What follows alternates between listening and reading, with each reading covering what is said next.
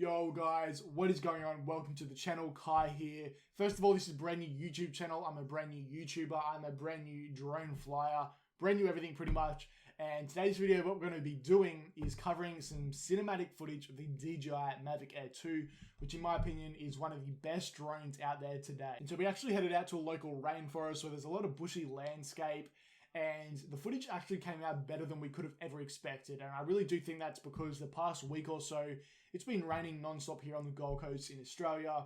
And so I really do feel like whenever we head out, whenever we go to these sort of like local areas where there's a lot of bushy landscapes, the green colors just stand out like you would have never expected. It looks absolutely amazing, and you'll see that in today's footage. And so like I said, I've just started flying drones in the past month or so. I'm a complete beginner. I don't have all the maneuvers in my backpack. I don't know all the tricks of the trade, but I still think you'll really enjoy the footage that we were able to get. And so feel free to kind of like give me some constructive criticism as well in the comment section below. I'm a brand new drone flyer. Sorry for the mistake.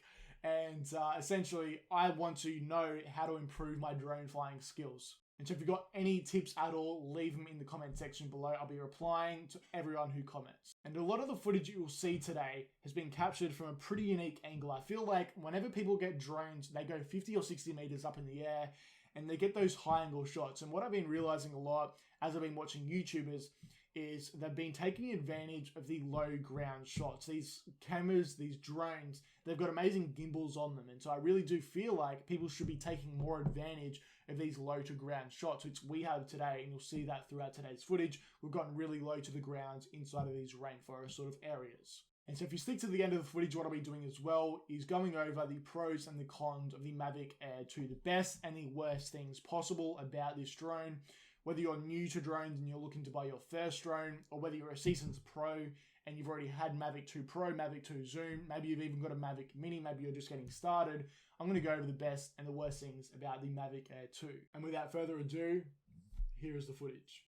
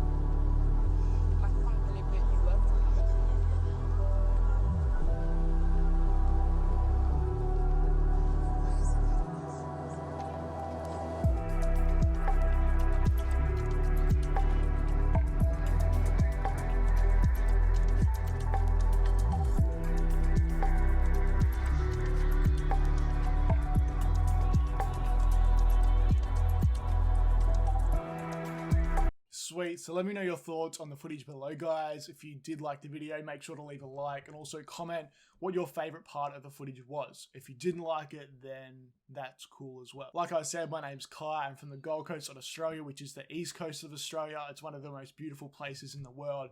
And so I feel like I'm really fortunate to be able to share that with you guys. I'm very new to photography and videography, so don't judge my beginner skills so far. My editing skills, I've literally just started doing all this stuff.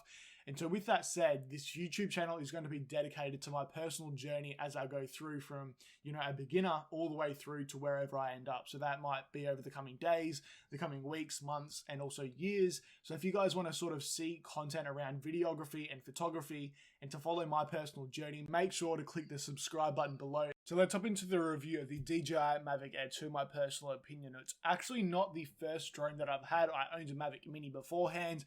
With the Mavic Mini compared to the Mavic Air 2, there's just really no comparison. And I say that there's no comparison because the Mavic Mini shoots at 2.7K at 30 FPS, has 12 megapixels photos, and if you compare that to the Mavic Air 2, it's got 48 megapixel photos and then also has 4K at 60 FPS, and they've also added HDR.